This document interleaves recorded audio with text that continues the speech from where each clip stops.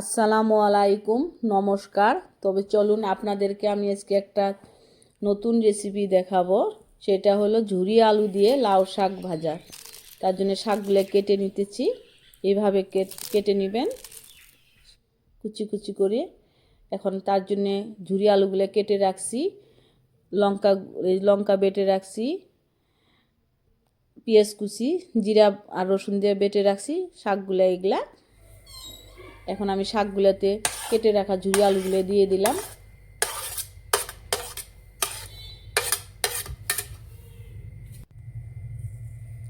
নুন দিয়ে দিলাম 2 চামচ, হলুদের গুঁড়ো দিয়ে দিলাম 1 চামচ। এখন আমি রসুন আর জিরা বেটে রাখছি সেগুলো দিয়ে দিলাম। কাঁচা লঙ্কাগুলো একবার ফিনিশ করে না বাইটে এইভাবে রেখে এইভাবে বেটে দিয়ে দিবেন। এখন আমি পেঁয়াজ কুচি দিয়ে দিলাম এখানে। কড়াইটাতে এখন তেল দিয়ে দিলাম, সরষের তেল। তেলটা গরম হয়ে গেছে, এখন পেঁয়াজ কুচি দিয়ে দিলাম এখানে।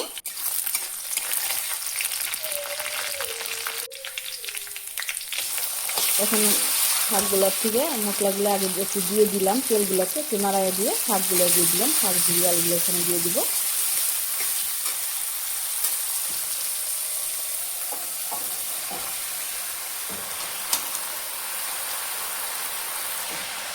এখন এগুলো ভালো করে মিক্স করতে হবে,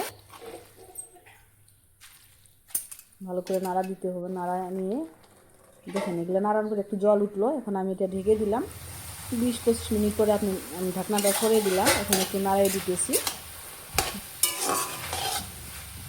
দেখেন নাড়াই দিলাম। এটা আমার ভাজাটা হয়ে গেছে। দেখেন এই ছিল আজকে ঝুরি আলু দিয়ে লাউ শাক ভাজা। দেখেন কত সুন্দর হয়েছে, খাইতেও দারুণ, একদম সহজ। এভাবে বানায় খেয়ে দেখেন। ভিডিওটা ভালো লাগলে চ্যানেলটাকে সাবস্ক্রাইব করেন, আর এভাবে বানায় খেয়ে দেখেন। একদম শাক এভাবে খেলে দারুণ লাগে খাইতে।